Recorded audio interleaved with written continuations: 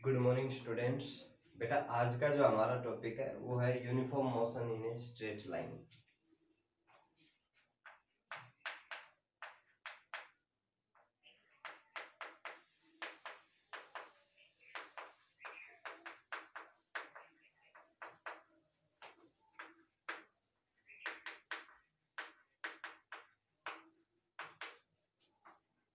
आप straight line बोल लीजिए चाहे इसको वन डायमेंशन बोल लीजिए, ठीक है।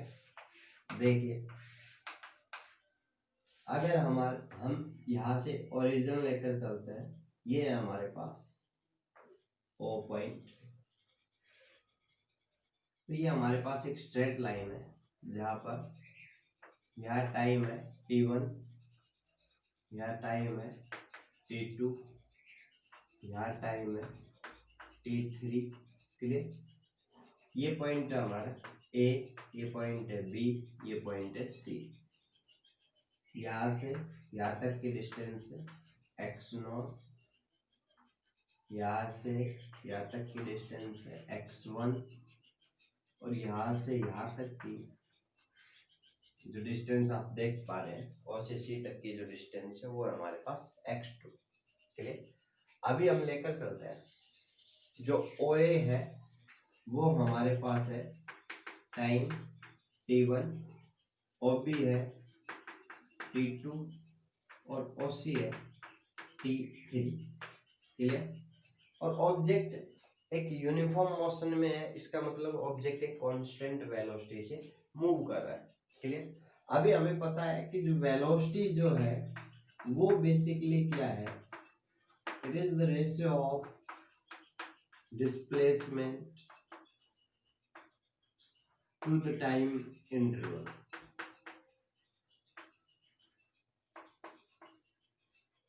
क्लियर। अब यहां से हम देख सकते हैं कि अगर मान लो कि ऑब्जेक्ट एक कांस्टेंट वेलोसिटी v से मूव कर रहा है, तो ऑब्जेक्ट की जो वेलोसिटी है v वो क्या होगी, डिस्प्लेसमेंट अपॉन टाइम। अब मैं इंटरवल लेकर चलता हूं, मान लो ये टाइम इंटरवल है। इस टाइम इंटरवल के लिए मुझे जो है एक रिलेशन चाहिए डिस्प्लेसमेंट और टाइम के बीच में। तो हम क्या करेंगे, वेलोसिटी क्या होगी भाई, ए से बी पॉइंट तक जब ऑब्जेक्ट मूव करता है तो उसकी वेलोसिटी क्या है v। डिस्प्लेसमेंट उसने कितना कवर किया ए बी, अपॉन टाइम कितना लिया उसने। देखो ओ से ए तक जो टाइम है वो है t1, और ओ से बी तक का जो टाइम है वो है t2। यानी ए से बी तक का जो टाइम होगा वो क्या हो जाएगा t2 माइनस t1। अब यहां से अगर हम ए बी को लिखना चाहे तो ए बी को हम क्या लिख सकते हैं, OB minus OA which is equals to x1 minus x0। Clear. अब यहां हम टाइम 0 ले लेते हैं एक तरीके से, ठीक है। तो यहां से इसको हम लिख सकते हैं कि x1 minus x0 divided by t2 minus t1 which is equals to v। तो ये हमारे पास सिंपल एक रिलेशन है जो कि अगर ऑब्जेक्ट एक यूनिफॉर्म मोशन वन डायमेंशन के अंदर अगर मूव करता है तो ये रिलेशन हमें देखने को मिलेगा। अब इसके बाद हमारे पास आता है कि अगर हम कुछ ग्राफ डिस्कस करें। Clear. Some graph based on position time. ठीक है। अगर हमारे पास ओनली दो ही एक्सिस है, एक एक्सिस पोजीशन को रिप्रेजेंट कर रहा है, दूसरा एक्सिस टाइम को रिप्रेजेंट कर रहा है, तो दोनों के बीच में अगर हम कुछ पोजीशनिंग के लिए ग्राफ ड्रा करते हैं तो देखिए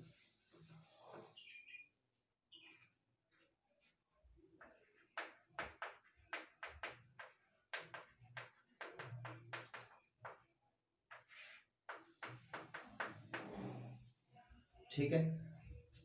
फर्स्ट है हमारे पास पोजीशन टाइम ग्राफ।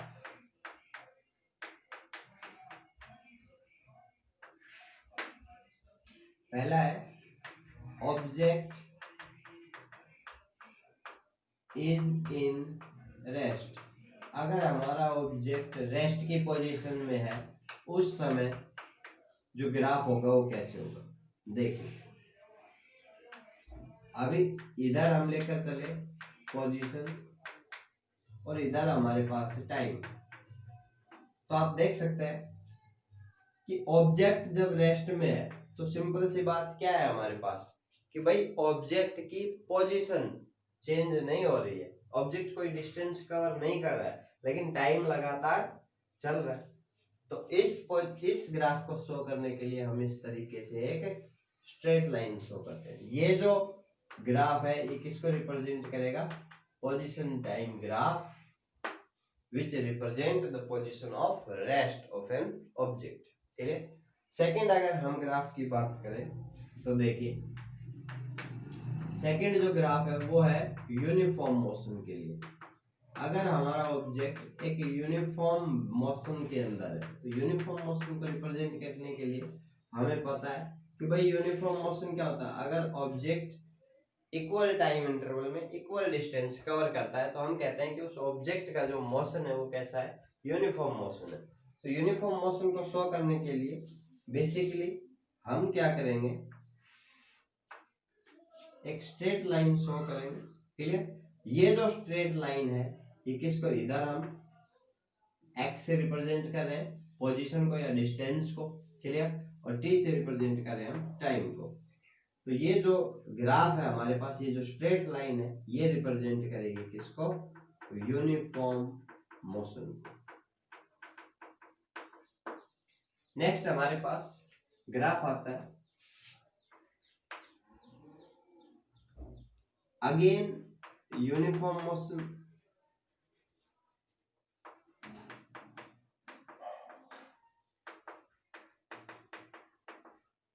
लेकिन इस बार क्या है कि मैं 3 ग्राफ ड्रा कर रहा हूं।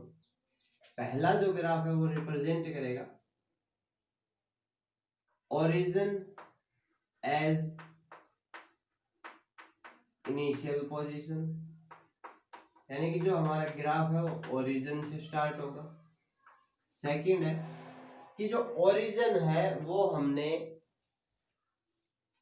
जो एक्चुअल ओरिजिन है वो उसके लेफ्ट में लिया है।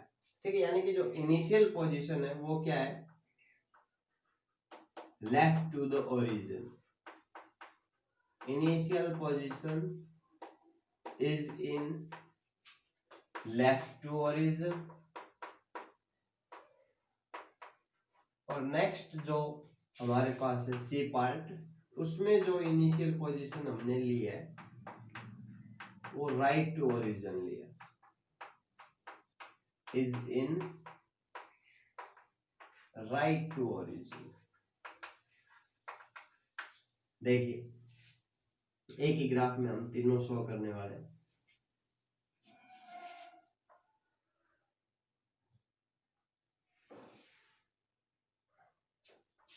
ये हमारे पास इधर पोजीशन है, इधर ये टाइम है। क्लियर? स्टार्टिंग में जब हमने स्टार्ट किया ओरिजिन को स्टार्टिंग पॉइंट मानते हुए यूनिफॉर्म मोशन, ये ओरिजिन के लेफ्ट से और ये ओरिजिन के राइट से। क्लियर? तो ये हमारे पास कुछ ग्राफ्स है जो कि आप यहाँ से देख सकते हैं। क्लियर? एरो नहीं लगाएंगे हम। ओके, फोर्थ जो पोजीशन है वो है हमारे पास कि ऑब्जेक्ट की जो वेलोसिटी है वो एक यूनिफॉर्म वेलोसिटी है लेकिन नेगेटिव है।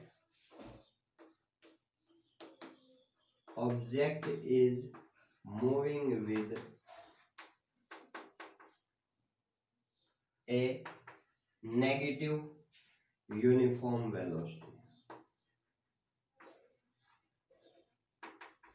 अगर ऑब्जेक्ट एक नेगेटिव यूनिफॉर्म वेलोसिटी से मूव करता है तो जो ग्राफ है वो किस तरीके से होगा? तो देखिए जब पॉजिटिव वेलोसिटी थी तब आपका ग्राफ स्ट्रेट लाइन था। क्लियर? तो जब नेगेटिव होगी तो जो स्ट्रेट लाइन होगी लेकिन डाउनवर्ड डायरेक्शन में होगी। ये जो ग्राफ है ये रिप्रेजेंट करेगा किसको? नेगेटिव वेलोसिटी को।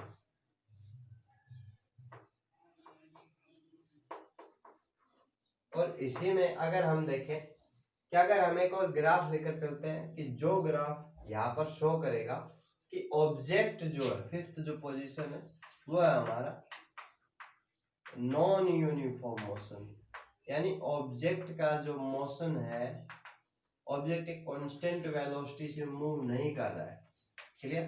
तो उसके लिए जो ग्राफ है वो आप किसी भी तरीके से कोई भी कर्व बना सकते हैं इस तरीके से, ठीक है। तो ये जो मोशन है हमारे पास ऑब्जेक्ट के नॉन यूनिफॉर्म मोशन को रिप्रेजेंट करेगा, क्लियर। तो ये आज आपने कुछ ग्राफ पढ़े पोजीशन टाइम के बेसिस पर, क्लियर। आप इनको अपनी नोटबुक में अच्छे से लिखिए और अपने नोट्स बनाइए। Thank you.